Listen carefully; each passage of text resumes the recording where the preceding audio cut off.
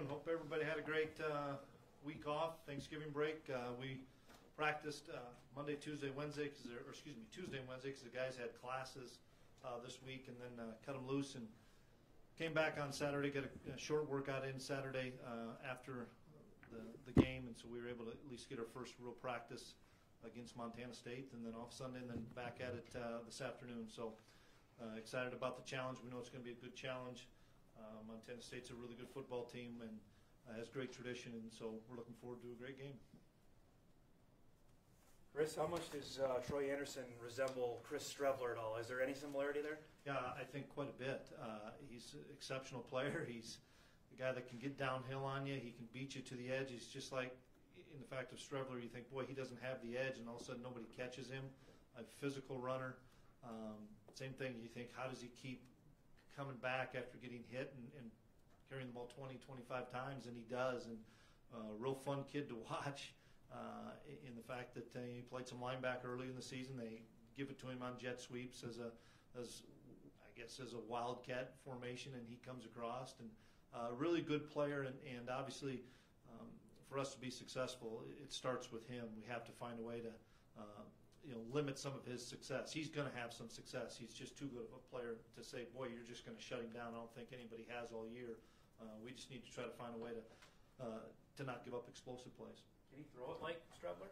Yeah, I think he can. They don't probably throw it as much as South Dakota did, but I thought he was really good throwing the football against Incarnate Word. And once again, they want to run the ball more, so you become a better thrower when you want to run it because you just continue to put more and more people towards the line of scrimmage, and then you get a lot of one-on-one coverage. So, no, I think he's had a really good year for him, and as he goes, their offense goes.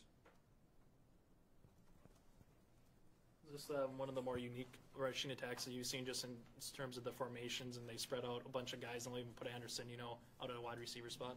Yeah, they have multiple sets, multiple personnel groups. They will do some traditional run game with some read zone stuff and some power and things, but they're going to be a variety of guys back there carrying the football, whether it's the quarterback, whether it's one of the wide receivers. They're going to line up in 3-back sets. They're going to shift to an unbalanced set, and a lot of different ways to try to be creative to run the football. But that's how they've had success, is to be able to control the ball, control the line of scrimmage, run the football no matter what you give them.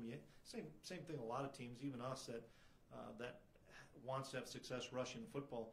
It's not always conventional. Sometimes it's unconventional, and I think these guys do a really good job of finding a weakness and then attacking it. Is the value of possessions even more critical in a game like this when two teams want to run? Yeah, shorter game. I mean, I think that be the ideal thing is trying to get a thing into the fourth quarter, and then the possessions become shorter. And we have to do a great job of taking care of the football and being productive when we have it. And that's going to be tough against a defense that is really opportunistic.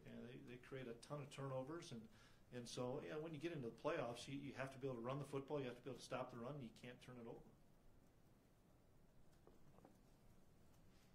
Any advantage of Messingham being there for a year? Probably some. As far as personnel, more than scheme and schematics. I think the personnel, he knows a number of the guys there, and I know that some of the defensive coaches have picked his brain about some of the wide receivers, running backs, and stuff. There's a few new guys, and but probably not schematically as much.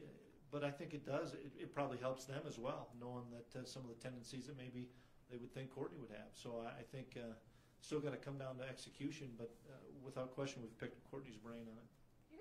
Did you notice a difference in the guys when you were back on Saturday? Does it have that playoff feel? Do they look and feel rejuvenated a little bit? Yeah, we had a really good practice on Saturday. We only went for an hour and 15 minutes and had pads on in the bubble, and it was good. Guys had really good energy, and the fact that they now know who we're playing as opposed to Tuesday and Wednesday where you're saying, well, you're playing one of these two teams, and they're excited to be back, and this is what they play for. Do you have an opportunity to get into postseason, and you survive in advance, and if you don't, you go home, and I think our guys really relish that. There's 15 all-conference selections announced today. Your comments on that, your thoughts? That's pretty cool because it's based on a lot of people voting, and I obviously am not able to vote for any NDSU guys. I don't know if you guys are or not, but I know I can't, and so pretty rewarding. You see us go 11-0, 8-0 in the league. I thought that we would have a number of guys. I was really, really happy for all the guys that were selected, and excited about the fact that we had Jabril and Easton as the players of the year on respective sides of the ball, and then being able to just have people at all levels, from a wide receiver to a running back to O-line to tight ends and fullbacks, and all three levels of the defense. And then I thought that was great that Shep was rewarded for his great year as a return specialist, and Garrett Wagner had a phenomenal year in a real quiet manner because nobody really knew much about Wags before the season started, and for a guy like that to come in and lead the conference in punting, and we had some really good punters in our league. For him to be all conference, I thought he really deserved it. Looks like everybody's back. Jalen Allison, you expect to play? I do. He practiced on Saturday. Probably not full go yet, but I know he's going to continue to improve. It's not like he's going to get worse. He's going to get nothing but better. So I think we'll probably be more of a three-man rotation there rather than just Jalen and Marquise. I think Josh will play a decent amount. Plus, Jalen's wind and all those other things. I think all three of those guys will play. Lance did not practice on Saturday. I just saw him. He ran, I thought, full speed on Saturday on the side, and so we're looking forward to him practicing probably today and seeing where he's at. But I think we're in pretty good shape right now from an injury front. Anything surprise you in the first round of games on Saturday? No, not really. I didn't. Only game we watched was the Montana State Incarnate Word game. We were flipping it back and forth between that and Michigan and Ohio State and stuff. We kind of focused on that game mainly because we were practicing half hour after that game ended. So that was kind of our focus. And no, nothing really surprised me. Is there anything you can take away? They have common opponents with Western and South Dakota State. Is there anything you can take from those games and apply to your game plan this week? I don't believe so. For a couple reasons. One, they were so long ago. Now we've had them into our cut-up, but they were so long ago. And then from the offensive perspective, they changed coordinators later in the season, and so I think there's some big differences. I don't think the Anderson kid played in the South Dakota State game. Played linebacker. I know he didn't play any quarterback, so that's it's a different offense when he's not in there. And you look at it just up front. I thought. They went against Western Illinois' defensive front, did a really nice job, and I think Western's got a really good defensive front. You look at those things, but then there's a lot of injuries and things, so they weren't the focal point of our game plans. Is this going to be the toughest time of year to balance the red shirt rule, knowing that you lose and it's over, but you also want to be prepared to play for? Yeah, it is. I mean, we're only down to really Seth is the only one that we're down to in my mind. That we have a few guys that have played two. And Seth's only played one, and the guys that have played two aren't in the forefront of the game plan, and Seth is in the forefront of the game plan, and so we have to be smart and decide what we're going to do with him, and we'll still figure that out this week. Part of that is Lance, and part of that is Ty, and seeing how their health is, and if they can help us, and we're going to get through the game with him, we're going to play him. We'll see how it plays out this week, but no question. I think you have to look at that. Would Dimitri be part of that as well, or are you waiting and seeing? Right now, he would not be this week simply because we're getting the Jalen Allisons back, and Ty's much more healthy. I think from Dimitri's ability to help us on special teams is his greatest impact, and so with Kaiser and Jasir Cox and some of those other guys doing a really nice job, Tutsi being back, Dimitri's not in the plans right now for this week.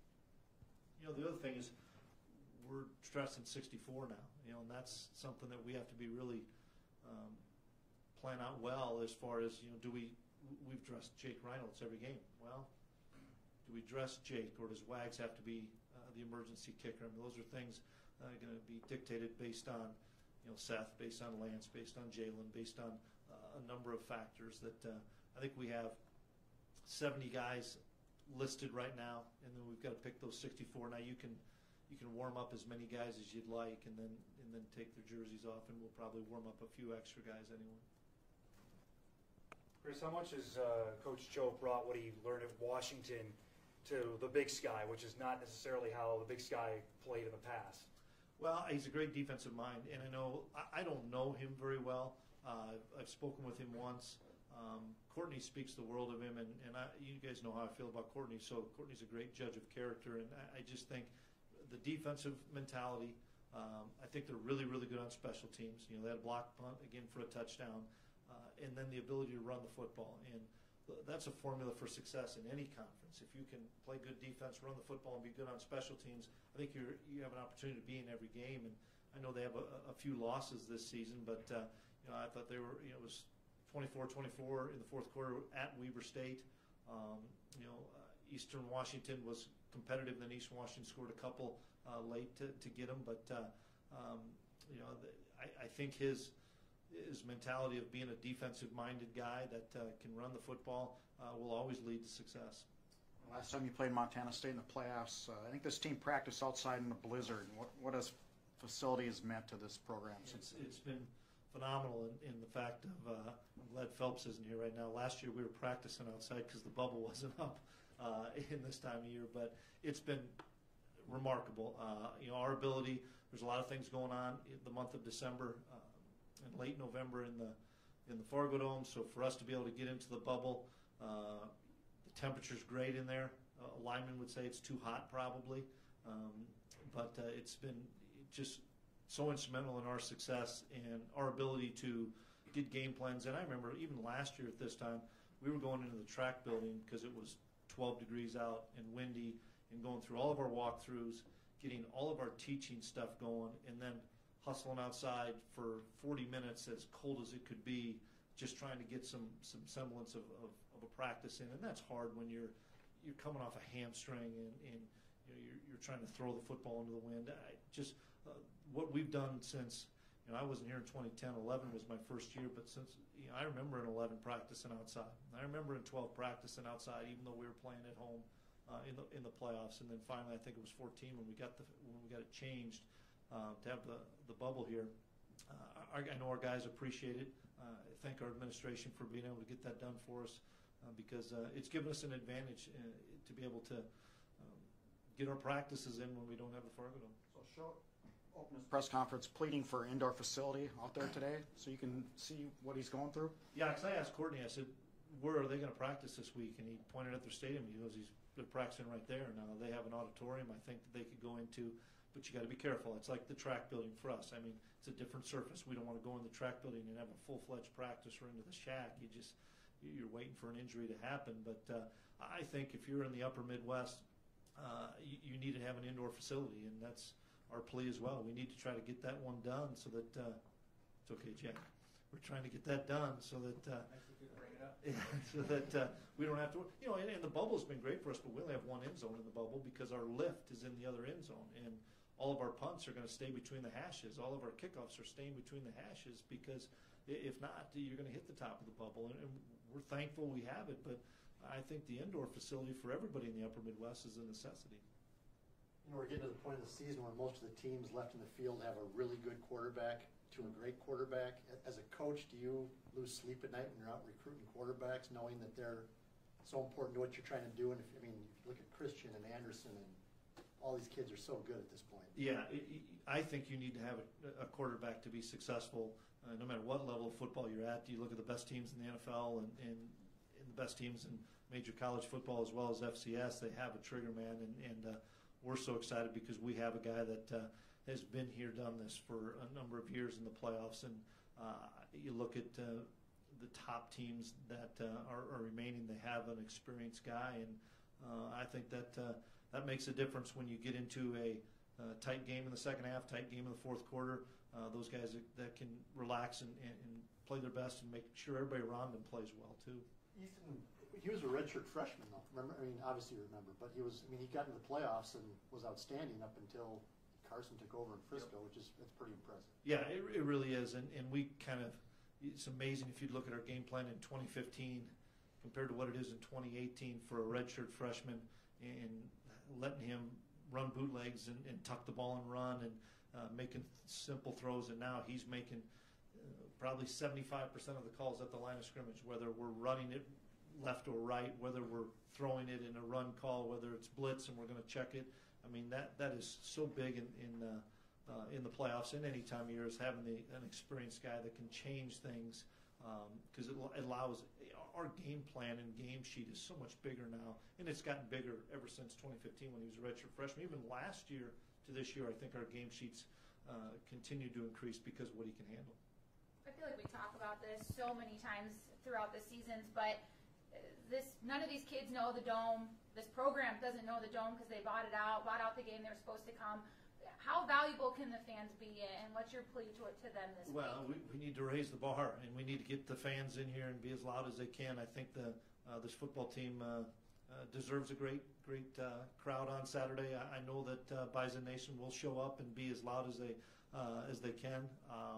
We're playing a really good opponent in Montana State that has great tradition, and we've played him before in the playoffs. And you're not looking at the flip side of it. No disrespect, but you're not looking at the flip side of it saying, "Oh, you guys have Incarnate Word in your first game, or San Diego in your first game," and those two are good programs. I'm not trying to discount those guys, but you say Montana State's coming in here, and that's a real reputable program that we have a ton of respect for, and our fan base will be a big factor in the game if we can get it as loud as it can get on third down, first down for that matter. Is there a noticeable change for you on the sideline when the ball's kicked off on Saturday that's playoff football? Absolutely. I think there is at our practices. I think there is as our walkthrough, and you think, well, we always have good focus. You don't win as many games as we have and not have good focus, but I think it's amped up a level. I think the older guys holding the younger guys even more accountable to the cause and to the process, and absolutely, it's so exciting because it's survive and advance. The one game that a couple of us watched a little bit was the UNI game in Lamar. We watched that thing late. Somebody said, "Boy, Lamar could have won or should have won." Who cares? UNI found a way to win, and they survived and advanced. You go on to the next game. That's all that really matters at this time of the year. And the one thing you don't do once that game ends, and if you're successful and you win, you don't grade that film. You go to the next game, because the next game you don't know if it's going to be a Friday night or Saturday morning. You just move on to the next game. And this is a tricky time of year because we've got a bunch of guys that are recruiting their tails off too because of a contact period. So we're on the phone a lot late at night, and so we're trying to get as much work as we can get done very early in the morning up until mid-evening, so we can get on the phone and talk to a lot of these recruits.